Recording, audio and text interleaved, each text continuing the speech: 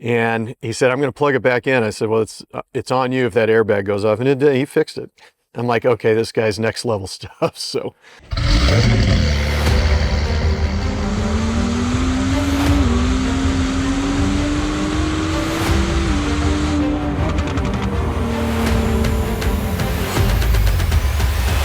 This is Hard Parking, brought to you by Right Honda and Right Toyota out of Scottsdale, Arizona. I'm your host, Jhae Pfenning, reporting from my home studio here in Gilbert, Arizona. It's funny, I always pause.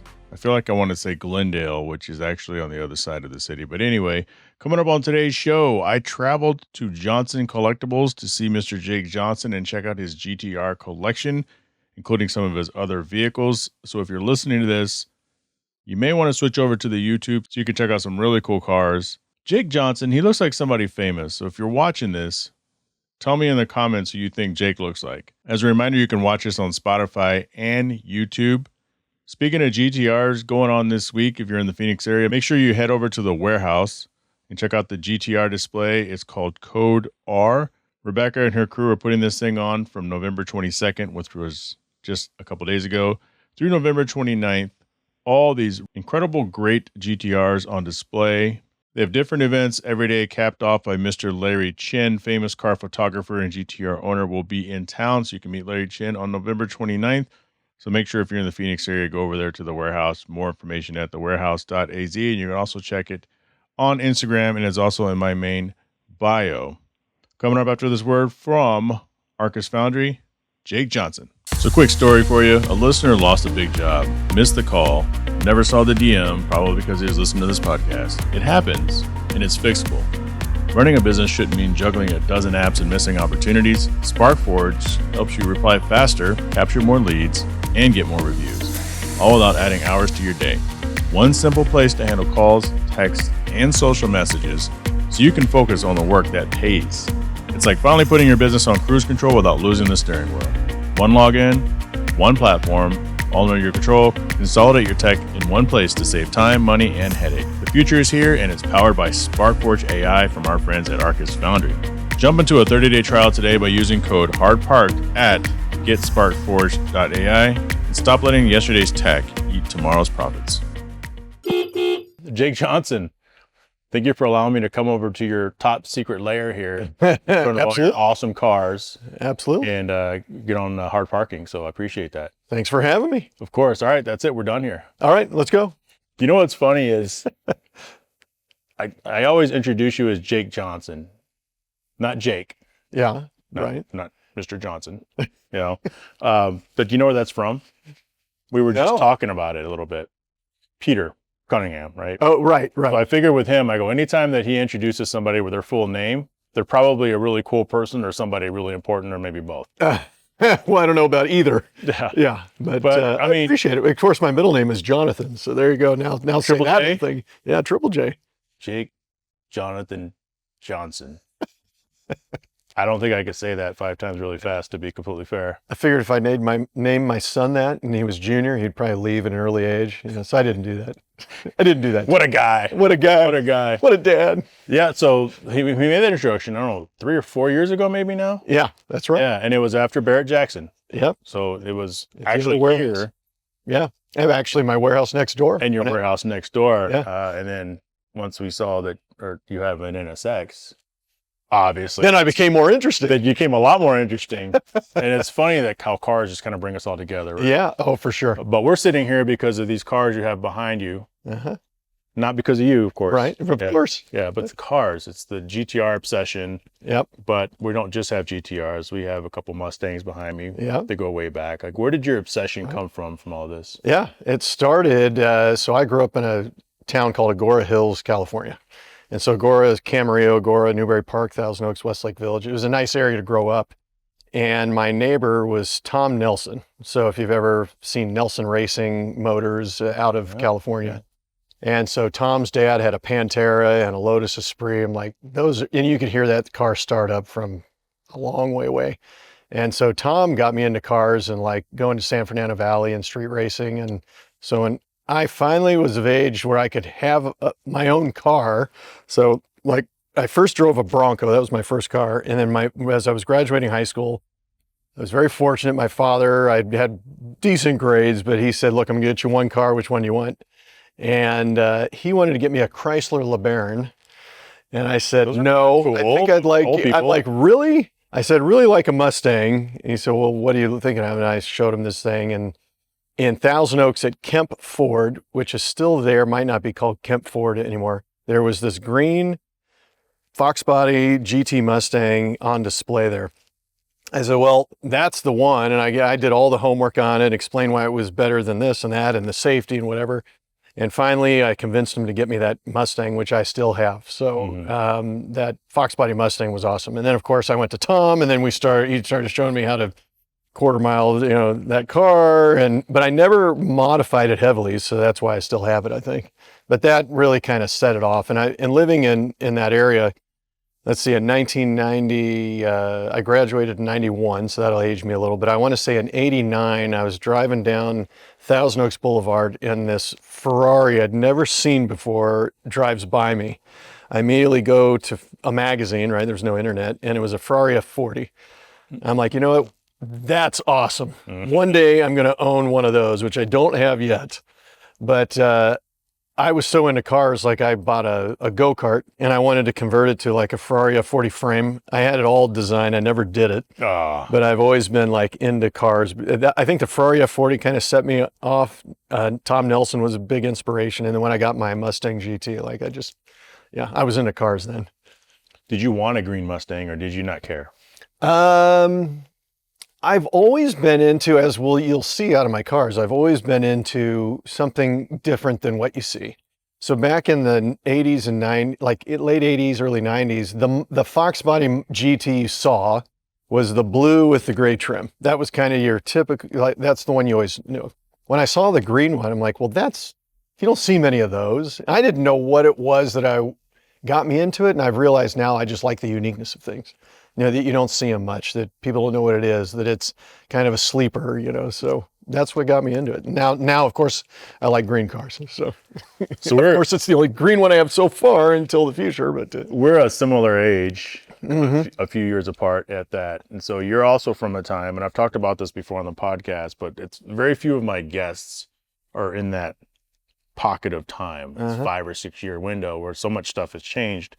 But the poster cars, going to the store and going through, what were your poster cars? Yeah, well, a Ferrari F40 for sure.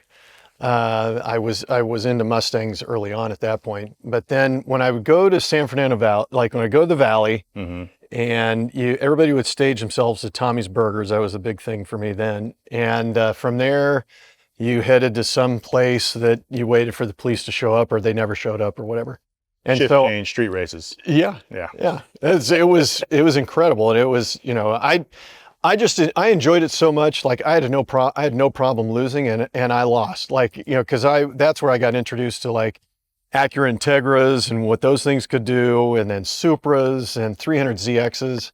Like what I thought I had the big engine, and that's what made a difference. And then this turbo technology came out, and that's what really got me into a lot of it. So as far as poster cars, I started, I always thought, well, those would be cool cars someday. But the Mustang always stuck with me. I mean, I daily drove my Mustang from 91 until 2002, about there. And what's amazing is you still have it. Yeah, I love the car. I can drive that thing blindfolded in reverse. Please don't, unless I can film it and go viral. Of course. I've been waiting for that viral, Yeah, that one would be good. You have a 300Z, a special one behind you, and that makes me wonder, because we're from the same general era. Were you ever into the Talons and the Eclipses? No, I always thought they were cool. I didn't know enough about them. Those are like the import kings at the time. Yeah, they were. Yeah, affordable cars. Yeah, and the thing the reason for this 300ZX, on top of it being 90s, I have a lot of 90s stuff, was in fact, Tom Nelson was in the car with me where this 300ZX pulls up next to us, and he's like, try to take this guy, let's take him. And that thing blew me. I mean, it wasn't even close. I'm like, holy cow, what is in that car? And of course we asked the guy and he wouldn't tell us, but that's what I learned about how fast these things could be. Probably wasn't stock back then because everyone was racing. Yeah. But that's a special one. Yep. So that one is I bought from a single owner out of Florida, and he did every modification. He just kind of like me with my Mustang, except I didn't modify mine like he did. Just about anything you could find in the magazines at the time where they say the 3 tunes you do, and then there was a new one, whatever. He did about everything you could do on that. And then the big upgrade he did, which is very cool in that car, is taking that Stillen GTZ body kit and wrapping into that. And that you don't see a lot of the GTZ. They didn't make many of them, number one, and it's not a real GTZ, but it looks like one, you know. But the other guy has one, does he not? Yeah. When are you gonna get that from him? I don't know. Yeah. I almost bought an SMZ. Those SMZs are cool. Yeah, that's what he has, an SMZ, right? Yeah. We're talking about Randy, of course. Yeah. There was a black SMZ that actually we were the high bidder on, but it didn't meet reserve. And I just refused to go too much higher on it. So I don't know. I have a quote I use in business a lot, but I'll use it in that. And that's where it's the art of Sun Tzu, art of war. So stand by the river long enough and wait for the bodies to float by. So I'm just kind of standing by the river right now. Nice. I like that. Yeah. Very positive. I'm going to get a bumper sticker on it. You're right. There you go. So where does your GT-R obsession come from? Yeah. So it's a good question. I mean, Fast and Furious had a little bit to do with it. Right. But I think that was the start of my curiosity, but not my obsession with the car. So the curiosity was, what is this RB engine? What's up? I already knew the 300ZX, how the turbo technology in these Japanese cars. So I looked into it, and then of course the R34. This would have been in 2014 or something, 15, somewhere around there. Like, wow, this is a cool car, but you couldn't get an R34. Correct, yeah. And so the R32 was already available. That was kind of date the year. I'm trying to remember the right year, but the R33 had like one more year and then you could bring it. And so I researched, what do they like stock? And they're kind of, it's cool to have an all stock, low mileage car, but if it's not going to be that, I mean, they're actually a lot more fun tuned. So I found this black matte one and did a lot of homework on it, asked around, and did my first delve into buying a car sight unseen and sending money and then crossing your fingers. Was it a little scary? It was, yeah. I had a lot of conversations. I mean, my job is in deal negotiation and reading people. So I had a lot of discussions over the phone with this guy in Japan, and it got to a point where I felt like it was legit, I was comfortable, and so I pulled the trigger on it. And then while I was sitting there, there wasn't a lot of places I felt like I could go to maintenance the car, modify Right. it. So I asked them, do a full inspection on it, and tell me what you can do with it. And I don't want to modify it, but I want to make sure when it gets here, I can just drive it. And so they did a lot for me there in the form of maintenance, which I'm glad I had that done. And then it got here, and then like any car I've ordered, unless it was a new one or my green Mustang, I found all these things that needed to be fixed on it. So that became the first delve into restoration for me, which has become kind of this big thing for me in every car I've bought since then. Yeah, because you go through everything, and your Instagram is new screw or new this and new that. And I feel pretty bad because the car I drove over here could probably use that. Yeah, see? I think about you, I'm like, God, I need to be like Jake. Well, it's been I'll tell you what, it's been a fun hobby, and it's like anything else. You have to have the right resources and tools to do it. Otherwise, I mean, I don't have that much time for it. So the resources and tools are the rotary lifts I have, the guys that work on my cars, the attention to detail, finding a good wiring guy, which I did, and everything else that goes along with that. So it makes it fun and achievable. Then it just takes money. Yeah, there's that part. Right. So you have your little team of SMEs that can work alongside you. So everyone has a specialty, because I think most people hate wiring, so you need to find a wiring guy. Right, yeah. Well, it's, you say SME, so we use that in my company, subject matter expert, right? Mm-hmm. And so you're right, and that's been very helpful. So I've got like paint protection or paint film correction, things like that, and dry ice. And then I've got Luca, who's, the wiring guy, and most mechanicals. And then if I get deep into mechanicals, Eric, has been a big help on the Veilside car. So yeah, finding the right people, So that was car number 1 That as was, far as this obsession? I would say, let's think about that.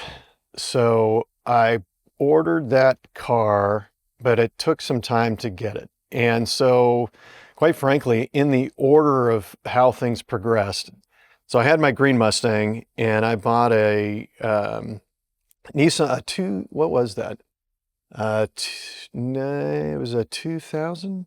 No, it was a 1998 Nissan Maxima, like where they just came out with a new body style, I think right around there. And it was great. It was a great car. I've always, every car I've ever had has had either a big engine or it goes fast. And that's what I like.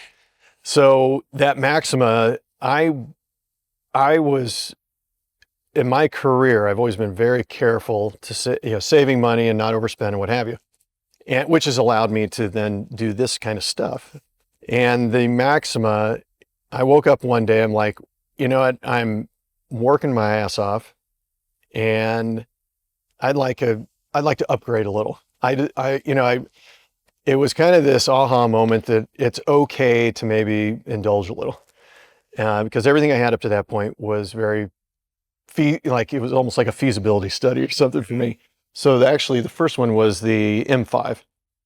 So I bought the M5. I was looking for the right color, the right combination. I wish I had gotten a manual, as an SMG, but that M5 I got, and that was fun because I could have like a kind of a powerful sedan, but still take the kids around because I had young kids at the time, so it was the M5. I had that for a while. And then I got in this obsession with the Skylines. I found the R33 and I had to wait for that. So one of the worst friends to have is one who knows how to find cars and buy them for you. And so Randy, Randy's, is a Mustang guy. Yeah. And so he said, hey, look, we were talking about Foxbodies one day. He's like, I think I can find you like a Cobra R. You keep talking about a Cobra R because you like your Foxbody. I said, well, I mean, I would consider that if you found the right one. And so Colin Comer, so Of course. Yeah. Randy's friends with Colin, and Randy said, well, I think I found you one with low miles. So it's 2,200 miles. It's sitting right behind It's you. very low miles. Yeah. So so we struck a deal.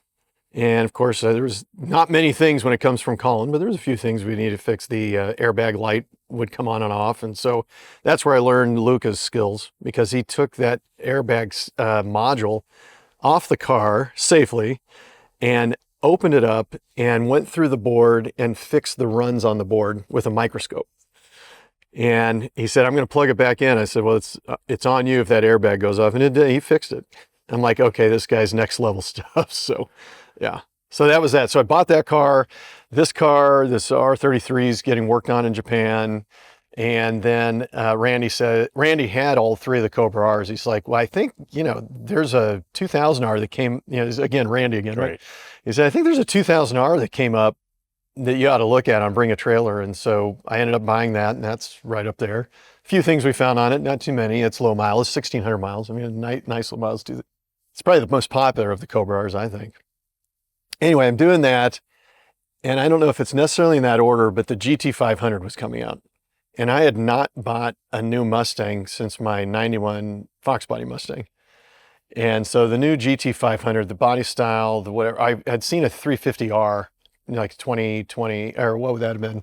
Probably 2019 or 2018. I'm like, yeah. Holy cow. I mean, it sounds good. It doesn't, I like buying cars where there's not much you have to do to it. It's built, looks good and sounds great and whatever. So Absolutely. the GT500 was coming out. I put an order, I went through a whole scenario on how to get that car. That's like a long story, because there was dealer markup, and then I found a lesser dealer markup, and then I found one with no markup.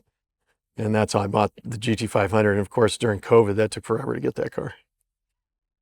You have one up there? So I have 2 So I thought you had GT500s now. two. So the blue GT500, I got that. It took a while from COVID to get that. And of course, another Randy story. Randy's like, well, you know why you're waiting for that? I've got a 350R and that car is awesome. You really should drive it. And I specifically remember driving that car to like a car show down at Paradise, or the mall down in Old Town. Sure, yeah. Fashion show. I always get that messed up with the one in California. Anyway, I drive that down there. I'm like, holy cow. Yeah. And that was like 2019. And so the last year of the 350s were coming out. And so the 2020 350R Heritage came out. Like, all right, I got it. Okay, enough. So I found one in California, bought that, and had that shipped out. In fact, Colin did a Haggerty Appraiser series on it. Yeah, I remember that. Yeah. And that's probably my as much as I would not say it louder on my green Mustang, my 350R Heritage is probably my favorite driving Mustang. That thing's awesome. So I bought one of those. And while that's going on, then a white Cobra R came up online, and it was local. Randy's like, dude, you have the other two Cobra Rs, just get the third one. Have we decided, is Randy a friend? I'm not sure now. Making me spend all this money. Yeah. Well, I've been happy about it, so I guess there you go. So I found a Cobra R local that had 1,600 miles at 95. So, and then I stack them like on the poster I have. And so that's been kind of fun. So that's all going on. And the R33 is going through a big restoration. And I'm going to shows though, and I'm seeing people with their R32s, and I'm asking around, and it's clear the R32 is original Godzilla, and that's like the car. And so I go back to my broker, and ironically, I was looking at R32s, and they had a yellow R34 there. And so he said, well, I've got an R32, but you ought to look at this yellow R34 because there's not many of those, and it's kind of been sitting here, and we did a restoration. So I did a lot of homework on that, and I kind of battled around with the price that it was, and I pulled the trigger on that. Of course, then I had to wait. They said, now you want R32, right? So I found the R32 and bought that because that could get shipped. And that one was that was like a big restoration project, not because it was in bad shape, but because I wanted it. After I got spoiled with what we did the R33, so we just did the same thing with the R32. And that one we pulled everything. I mean, I have pictures on my Instagram. There's nothing inside, like no dash, no steering wheel, and that's all credit to Luca. But I would say during that time, if he got hit by a bus, I'd still have an R32 with nothing in it. Right. No progress. Yeah. What about this blue right here? Oh yeah. All right. So the GReddy RX Rock, that car. Looking at a blue R33. So another friend of mine would be Jordan, at Lowballer, Of course, yeah. And Jordan is a great guy. We all know, those who know Jordan, I mean, he's a true car enthusiast, and he's very generous with his time and with, sharing his passion. And so I had seen Jordan's R33, his HKS T002, and he said, hey, look, I don't know if it was because it's not black. If you know anything about him, he needs all black cars. All black, yeah. He said, this GReddy demo car is available. I know where it's at. And if you had that, man, we would have the two cars from Yatabi days. And I want you to consider that. He's like, I'm not putting any pressure on you. And so I went back and forth on it and then pulled the trigger, bought that car, brought that out here. We had started to really establish how we would restore cars. And so we brought it in here and we knew exactly what needed to be done. It really is one of those rabbit holes though. Initially, I wanted to fix some of the issues. I didn't want to touch the hair, the nature of the car. But as we got into it, then you saw one thing, then you saw another and whatever. And so, but the objective was to keep the restoration to the original build. Sure. So we put a new ECU in to keep it safe. But outside of that, I mean, the thing is exactly as it was when it was sitting in the museum and went to Paraguay. It looks amazing. Yeah, that was a full everything, color. Yeah, everything is amazing. It was, if you know Brian from Top Rank, when I had this at GT-R, he's got a video, he's going around it, and he said, he didn't know me, but he said, this was a no expense, no expense rebuild, and he was right. If you were adding it up, it didn't make sense. What made sense was the importance of that car to the culture, and that it would be restored appropriately, and that's what we did. It was a lot of fun. How much do you think you have into that rebuild? I have probably 80 to 100 grand in the restoration, I would say, somewhere around there. Yeah. and it was worth it. Absolutely. Really, it's just the history of the car. It was fun to be able to restore it safely and then safely drive it, quite frankly. So that's what made it worth it. Yeah. So how many of these? 1, 2, 3, 4, 5? Yeah. You need 2 more to complete the 7. I know. So I want the Ken marrying the Hakasuka. There's a Hakasuka in town that is restored to what I would consider Jacob Jonathan Johnson specifications. Triple J status. Triple J standards. J award. There you go. I like that. And then Ken Mary, I just have to shop around for one. I think the Ken Mary is a freaking cool car, especially, kind of tuned up right, How different are they? Because you have different generations. Yeah, I mean, so I have just the RB ones. So, but They still have to drive and feel a little different. yeah, I would say the R32 is the funnest one to drive. It's my son's favorite, so I let him drive my cars, and he loves that one the best. The R33 is just modified appropriately. It's not overly modified, but it's about 560 to the wheel, which I think is perfect for a Skyline. And the suspension, the bucket seat that's in it, that R33 is a fun car to drive. But the R32 drives probably the best. I think the wheelbase with the engine specifications, whatever. And then the R34 is just it kind of mirrored up the performance with the look and everything. So Are we allowed to count the Nismo 35, or is it like too new tech? good question. Yeah, that one hasn't got any love yet in this conversation. It hasn't, right. I love the car. So originally quite frankly, my GT-R fantasies came from owning a Nissan GT-R. And I never pulled the trigger on one. I never really felt like I should buy one. I don't know. It just didn't I was trying to find something unique about it because they made them for how many years? 15, 16 years, whatever. And they were everywhere. They were everywhere. And so I thought, well, first of all, going back to my green Mustang, I like uniqueness, right? Mm.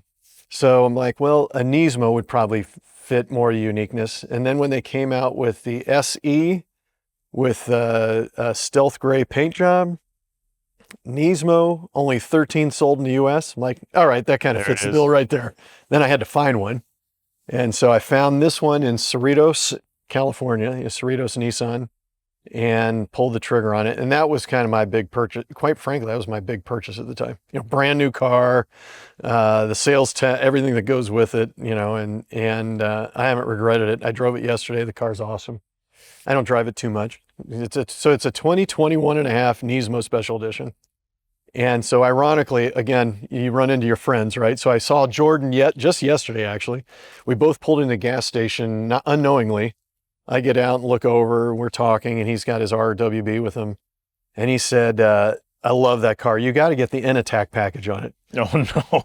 I'm like, what do you mean? And I heard an in-attack package. So honestly, the 2 days since, well, that was yesterday. So all last night and this morning, I'm looking at in-attack packages for this car. And I don't know if they make them. They made them for 2017, and you get it through Stillen, is the research I found. And of course, Jordan helped me find that research. But so I've thought about that, which would make it a little even more unique. So trying to wonder now if is Jordan a friend too? Between Jordan and Randy, man, these guys got with friends like these, who needs enemies? Yeah. I don't remember if it was you or someone else that was talking about these Skylines that you have to be very careful when you buy them because they're just falling apart on the inside. Maybe all that. You have to be careful. The strut towers in the engine bay are an obvious one always. And then is it just their choice of when they were building them, or they're just on the island? Well, I think it's on the island, and not many are getting in the garage, and it's very lots of water, moisture, and I think the other thing too is when you buy them, if it has a cool Nismo aftermarket cluster, then it doesn't have the right mileage on it, most likely. We were talking earlier on your Veilside RX-7 over here. Yeah, same thing. And so then you got to see what's the documentation like on the mileage transfer, because there's a lot people trying to get away with. The Nismo clusters are cool, but they never were brought up to the right kilometers when they switched it over. So if someone wanted to buy What is something they should look for? Yeah, I think you always look for the rust. How much rust is there? Because it's not going to be probably rust free, most likely. So how much rust is there in the usual spots like the strut towers and the engine bay? What's the instrument cluster like? If it's been switched over, then can they show you the documentation on the kilometer transition? And then for me, like, just what's the engine bay and the interior look like? You know, what's the how has this person taken care of the car? Is it modified tastefully, or is it like an absolute monster that just is, you know, finicky, you know?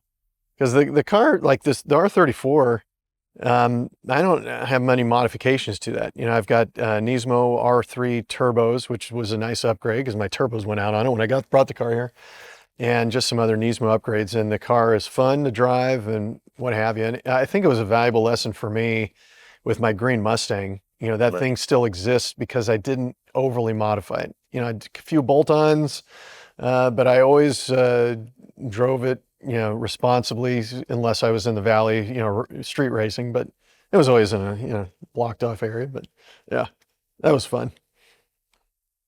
The 300ZX I didn't talk about. I'll tell you what. So the R33 is getting the restoration. Somewhere in there, Randy, Of course. because he had the SMZ, he said, look, it's not an SMZ, but let me tell you about the GTZ. And he explained it to me. He's like, this thing is awesome. It's a one owner. For Randy, he always said, look, if the owner's was a pilot, or, you know, there's certain specifications even out of the owner you're buying from, if they were engineer or pilot, like there's somebody that really took care of things. This guy had an incredible logbook, as pilots do, Right. you know, on the car. And so I bought it, and it was kind of like the Skylines, which I'll get into that comment, but it had lots of years of modifications done to it. He was the only owner, but like, as you know, as he got busier doing other things, you know, when I got the car, he had some things on it that were, in hindsight to him even, probably were just, he would have switched back. Like, it had an incredibly touchy clutch on it. I kept stalling the car. And so once I kind of fixed some of the things that were noticeable, and then after we finished the R33, the black R33, the guys looked at me and they're like, can we have a crack at that 300ZX? I'm like, yeah, do it. So that was probably the most extensive restoration, actually. No kidding. Yeah, believe it or not, as much as it doesn't, the same look on the outside, it had a full clear bra on it that was failing. So we removed all the clear bra without damaging the paint.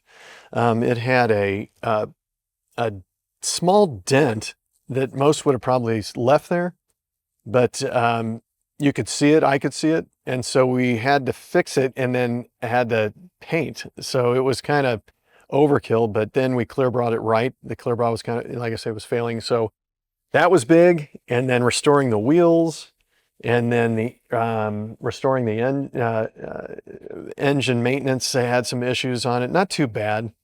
Then the clutch, and I would say the biggest thing though was the wiring. In my Instagram, I've got like a stack of wires that weren't doing anything on that car. Yeah, so we pulled them all out, cleaned it up. We fixed and tested every light in the instrument cluster. Sounds fun. Then put it back on. Well, that's what Luca loves to do. So, and that was fun. And then fixed all the exterior weather trimming. I mean, that car is in great shape now. So. A part's pretty easy to come by for a lot of this stuff. Yeah. To kind of. I thought for sure Concept Z would have sent me like Christmas cards and happy birthday. They haven't done that, but Not yet. Not yet. But that's a great place, and it's a great, you know, it's a local resource. So I bought a lot of stuff for the R33 and the Nissan Z from Concept Z, and then the other place was Nenjin, Japan. I mean, that place was. I bought a lot of stuff from Nenjin for the R33, including a new gearbox. So I was getting crunchy fourth gear on this R33. And so I ordered a new gear. I mean, they shipped it from Japan, and Wow. yeah. So the product support, the part support is still there. It's still there. Yeah. You know, maybe I was lucky because I got on it early on before there was a lot, but the nice part about Nenjin is you get on that site and they have the parts diagram for everything. And so sometimes we would just use the parts diagram to order from other places because Nenjin didn't have it or whatever. Yeah, so that was pretty cool. Yeah, I've done that before. It's kind of funny. You zoom in, you're like, okay, I need this. Yeah. Why do you think, or do you think, it seems like the 300Zs and then the forgotten 3000 GT, they're just not really getting the love yet. No, right? I think the 300Z may be getting more. I mean, I was driving this weekend and saw one. I think it's a great looking car. You know, it was a must have in my 90s inspirations for cars. So. Yeah, I was thinking that too, like the 3000 GT VR4. Yeah, and Randy had one in here at one point. Everyone wanted one, and that was a cool car. You never see them. So true. I haven't talked about my Supra much, but that was like the car, you know, and that one again, I think I was looking, or Randy helped me find it. Of course. And we found the right Supra. You know, it's a 94 Targa, manual, white, you know, great low, 50,000 miles on it, just pretty good shape. But we got it, ripped out the whole inside and restored it. So it's basically restored, factory-esque. Yeah, little bolt-ons on it. I always felt they were kind of like boats. I drove one. Yeah, it's fun. That one's like tuned to like a 410 to the wheel. It's not a boat. It's perfect. Yeah, no longer a boat. Yeah. All of them were that 275, right? And then you had variation in there, but I think these cars at 400 about are perfect. You know, it's great. The yellow one's that way.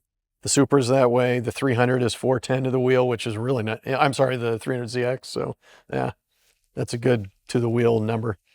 Not a lot of yellow Skylines, period. No. And you have the 34, of course, being different, but cool and different. Parked right next to this blue, so it really pops in here. Are all of these original colored? Yeah. Believe it or not. That's crazy. I get that a lot for this yellow. The yellow R34, there's two things everybody asks. Is that the original color? And is that a GT-R? Because it's you know, you can get yellow GTTs and convert them pretty convincingly. But to have a yellow 34 V-Spec, ironically, they made more V-Specs than regular yellow GT-Rs. Interesting. So I think there's 68 total, 44 V-Spec and like 18, whatever that comes to, 18, 19 or so are or 20, what would that be? You got to do my math, 24. So maybe there's 48 of those, and then the rest are like just regular GT-Rs. And if you go to like the San Clemente Car and Coffee, have you ever heard of that? I've heard is like the legendary one there. Insane. So here, this is the irony. This is why I feel like I was just meant to be kind of involved in cars. So wife and I get tired of like the way the summers are here, like anybody else. So we were going back and forth to California, staying places. We grew up there. So a buddy of mine says, you know, you ought to check out like South Laguna Beach, Dana Point. I'd heard of Dana Point growing up, but never really explored it. So I go to Dana Point. We find a townhome there in this community in Dana Point, and it's beautiful. Dana Point, if you've ever been there, you can see the ocean from about every home and townhome in Dana Point. Sounds terrible. Yeah, yeah. So we buy this townhome in 2015. And I thought it was a lot then. Of course, it's like 3 times as much now. But the one thing I had no idea was like the 2 exits south was the San Clemente Car Show. Wow, right. I had no idea. There. I had no idea. So I go to check it out. And I'm like, okay, this is not a regular car show. This is like every Saturday, big time cars, like whatever. So I headed there, and that was like, it just blew me away with like, you know, having cars and seeing what the car culture was like. So yeah, that got me really into it. Comparing that to maybe like Highland, is it like Highland on steroids or just Highland on steroids? Yeah. It's, you know, Highline is the right cadence. I think, you know, it's one Saturday of the month. There's a lot of car stuff going on. What's amazing in San Clemente is it's every Saturday, and it's like that every Saturday. And so you have one row, which is high-end super exotics. And then you've got your classic car section and JDM section and motorcycle. I mean, it's everything. And it sets up well because it's in an outlet like area. And so there's a great start, you know, it's got everything you need. You know, it's just easy to get to. Yeah. It's not like, and if you've driven, so I shipped my R33 to California to drive for the summer. I put my son in the car, we drive north on PCH, we get to Laguna Beach, and I get a noise ticket immediately. That ticket, you know, requires you to fix whatever, you know, is causing the ticket. And of course, there's no, I mean, where am I going to find a stock exhaust for that, or am I even going to put it on? So immediately shipped the car back and paid the ticket, and that was the end of it. But that's just kind of, it was fun to drive that car out there, and it's just a cool car culture. But It seems like it's kind of difficult to have anything like visually cool is great, but sounding cool in California seems to be harder and harder. yeah, well, so my point was in San Clemente, they don't give you a hard time about that. They understand. Dana Point's cool, San Clemente's cool. But you go, even Laguna Beach, until you get in Laguna Beach. So Laguna is fine, then you get to Laguna Beach, and they don't want any of it. They don't want it at all. And they'll pull over as many people as they can. You know, I wasn't going fast or anything. The problem is, this is before I had this thing retuned. I mean, it was, you know, spitting flames and like just popping a lot, and which sounded cool, but it's not really great. And so I couldn't help it, you know. I immediately got pulled over. I figured what was going on. I turned the car off, and it was too late. He knew. Yeah. That's wild. So you have this Veilside project over here, RX-7. Want to talk about that a little? Sure. Yeah. So, you know, in my quest for 90s, you know, car, it's not a quest. It was just, I'm buying the cars I like. Right. And so I think like everybody else, you know, you follow like Fast and Furious, and then you see this Tokyo drift car. You're like, what in the heck was that car? Mm-hmm. And I didn't know for the longest time, really. I just kind of moved on. I'm like, well, it was just some crazy car or whatever in Japan. Then I realized it's actually an obtainable car you can get. It's called a Veilside Fortune RX-7. And so I always told Harlow, so Harlow Jap ended up becoming like my source, you know, my new friend. Another friend, right? So Oz at Harlow Jap, he's like, hey, I know you said one day if you could find a Veilside, you know, you might be interested. I think I found one. And so this Veilside went across the auction, and it didn't meet reserve. And I'm like, well, you know, I'm not going to extend myself. So I think 3 weeks went by, and he called me back, my friend, and said, hey, I talked to the owner. And called you on three-way with Randy on the other line? Yeah, right. Yeah. And Jordan, all of us. Jordan, yeah. And he said, I think I can get it at the price you're looking for.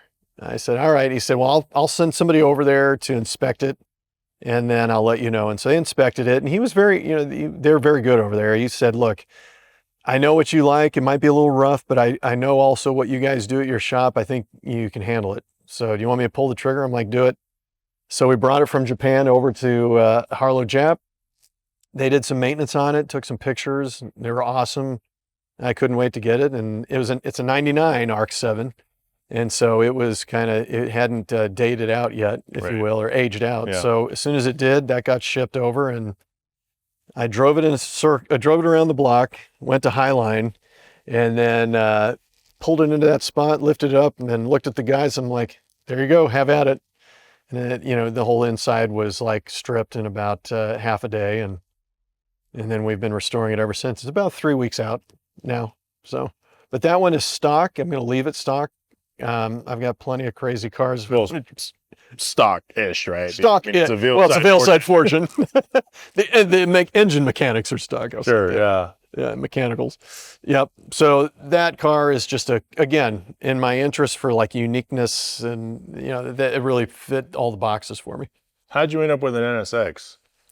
Yeah. So the NSX, when I first saw one of those, was in college, and there was a guy there that had one that, when you drove one of those, to me, it was like a step away from owning a Ferrari. Like, what does he do? You know, his family had money, whatever. I'm like, holy cow, that is a cool car. And it just kind of disappeared out of my periphery, if that's the word. And then they started showing up in the NA2 models. I'm like, you know what? Someday I'm going to own one of those. And it's not a 90s, but it has the 90s body, you know, on it. Yeah. And so Randy, my good friend Randy, introduced me to my good friend Adam Patali. Adam's Polishes. Adam's Polishes. And then in conjunction with my new friend Peter Cunningham. Full circle. Yeah, so Randy introduced me to Peter. Peter was friends with Adam. Peter checked it out. Adam is a great guy, as you know. And we came to all four of us came to an agreement on that car for me to purchase. And that's what I did. I went over to see Adam. He gave me the keys. I hardly knew the guy. And he said, drive it around, see if you like it. And I loved it, and so I came back, we struck a deal, and it has a cool story to it because it's a 2005. So you don't see a lot of 2005 NA2s. And then it was the press car. So, it was never sold at a dealership. They gave it to the head of sales at Acura, who sold it to a person who gave it to, sold to Adam, and then I got it. And so it's got a huge book of history to it. And then Peter confirmed the lineage, if you will, or the background to it. And I haven't had to do too much to it. It was in great shape. Like there was some internals. I could have left the interior parts the way they were, but because I'm me and I found who's the NSX aftermarket parts supplier that you can buy a lot of internal. Mita Motorsports. Yep. I got on there. I mean, the only thing they disappointed me with is I couldn't buy the shifter ball. I mean, that was unobtainium, and it has one. I just wanted a new one. Sure, yeah. That and a new steering wheel. Those are the only two things. If I could find new ones, I'd buy them. So. How about the rubber? Any of that stuff on there? Replaced all of it. Yeah. Yeah. Well, that's good because a lot of those parts are still available. Some aren't. Yeah. And then I think you saw the announcement where they're not remanufacturing OEM parts, but they're getting with companies to OEM-like stuff. Which is and there's a company that does that for the R32 in particular. And I bought a couple of those parts. I'm trying to remember the name of that company, but they're kind of, I think they actually make the Nismo Amori parts for the Heritage program. They just don't admit it. Sure. I'm trying to remember the name of the company, but they make very good fitting, everything that looks stock. So what's next for you? What's next? What do you have room for? Yeah, well, the problem is I've got too much room. So, initially at my warehouse. More friends? Yeah, I don't need any more friends that want to suggest new cars. Yeah. But that's the fun part of the car culture, right? I mean, I've met a lot of cool people, just, their stories and, the what they know about, so Eric and his knowledge of RX-7s and, that's been very Peter and, Honda's Acuras. So that's been a lot of fun. It's still a 90 search. I think my one car one day when I just feel like I've saved the money so it's not a dangerous purchase for me would be a Ferrari F40, honestly. Someday. I'd like to, because that's the one car I'll never forget driving up. I vividly still remember where it was. You might want to do the whole go-kart. Start with that. Yeah. I agree. Or the poster. I do have a poster. Yeah. But I would say, so I have an allotment or allocation for a GTD. If I go through with that, that'll probably be my second green Mustang. Just kind of an homage to my 91, if you will. But the other one is a 355. Of course. I'd love to get one of those. I mean, that's a 90. What color? Yeah. Well, in a perfect world, in a perfect green one. Yeah. Do they? Yeah. So, yeah. Oh my God. So I think in a perfect world, it would be a white GTS Berlinita, which I don't even know if they make them, and a 95. So, that would make it almost impossible, which is good for me. So I can't find one. Black or kind of the yellowish? Yeah. Yellow. Well, and so right now I'm bringing a trailer. They've got I can't remember the blue that they call it, but it's got a burgundy interior with a converted gated gearbox. Nice with the challenge seats and everything. Yeah, that one's tempting. But I've got my Veilside project going on, so it'll be nice. I honestly have had a full car restoration project going on since probably 2020. So it'd be nice to have maybe at least a 6-month break. No Corvettes? No Corvettes. I would say one day. I love the Corvette, I think, for the value and what you get. I mean, I don't know if there is a better car for that. I mean, it's incredible. And the new ones that have come out are insane, so maybe one day. Is there one you like that you haven't just pulled the trigger on? A car? Yeah. In particular? Or even a Corvette, Well, I think the new Corvettes are... The C8s? Yeah. Yeah. I mean, I don't know a lot about them. I'm still honestly excited. They're awesome, but they're incredible cars. Yeah. No, I think one day I could see myself have one of those. Yeah. You know, that would be kind of interesting for me because, you know, back in the Tight fit. late 80s and 90s, if you were a Ford guy, then everybody made fun of you if they were a Chevy guy, Right. and then vice versa. Mm-hmm. And so it would have to kind of like get through that mentally. So you're not that guy, but maybe, you know, I think I could do that. You know? no Camaros either. Oh, yeah, yeah. But yeah, what's something you're kind of interested in, but you just haven't pulled the trigger on? Yeah, I mean, honestly, the 355, I would buy one of those. For the right price. I've been close. Yeah. Yeah. And then definitely a Ken Mary or a Hakosuka. Right. I think that's just incredible looking car when they're done right. The GTD would be nice. You know, I'm coming to grips with the. So you're on the allocation, but you haven't. Yeah, I Once it's just haven't ready, that's ordered when you it. decide. Yeah, I'm waiting for the call where they're ready to order it, and then I have to make my final decision, if you will. But I mean, it's an honor. I mean, really, maybe it's the Mustangs that I have or whatever, or maybe it was just easy to get an allocation. I don't think so, but that's an incredible car. It's a cool looking car. Yeah, yeah. Absolutely. So I think it's you know, sticking with the 90s kind of thing is cool. I've driven a lot of different cars, and the ones I like are the unassuming. You don't see them much. Ironically, they have just as good a performance at a fraction of the cost, and they're fun to drive. And people that know respect that more than just the 10 458 Italias that show, or whatever. You know, the front. I have to smile. You know, the unassuming as you're sitting in front of a yellow. GT. Well, you don't see many of them. You know, so. That part. Yeah. Jake Johnson. Yeah. Thank you for allowing me to come over here and shoot the shit with you. Absolutely. We've been trying to do this for a while, so Yeah, it worked it's out been a today. while, yeah. Yeah. Thanks. Awesome, man. Thank you. course. Appreciate it. Well, another month, another closing. If you like what you heard today or like what you watched today, if you're watching this on YouTube or Spotify, make sure you go ahead and hit that subscribe button. And make sure you go and tell a friend all about it. I want to thank our sponsors, Right Honda and Right Toyota, SparkForge AI from Marcus Foundry, one login, one platform, all under your control, AutoCannon officially licensed Honda and Acura gear. Can't forget Patreon business supporter, Kuya Automotive out of Winter Garden, Florida, Automotive Specialty Tool out of Owings Mills, Maryland, The Lucky Brakes out of Caledonia, Michigan, Beak House Small Home Design out of Ashbury, Virginia and Traverse City, Michigan, and Shaping Success Treasure Valley out of Boise, Idaho. If you're in a position to help the podcast upgrade, you can join the Patreon at patreon.com/hardparkingpodcast, or you can become a member on YouTube. There's a buy me a coffee option there. If you want to support the show, if you get value, if this is one of your favorite shows to watch, why not support it? Special thanks to Mark Stoneman, Catherine Cox, Eddie Ramos, Richard Graysbauer, Jones, Bo Jung, Alice Domina, Drew Bunkley, and Dre Mullins. Questions, comments, or concerns, leave a comment below or email the show info@hardparking. Follow the show on Instagram @hardparkingpod. And make sure you're subscribed to this YouTube channel if you're watching on YouTube. And I will see you guys next week. Now it's stripping time. Ain't nobody got time for that. Shut up!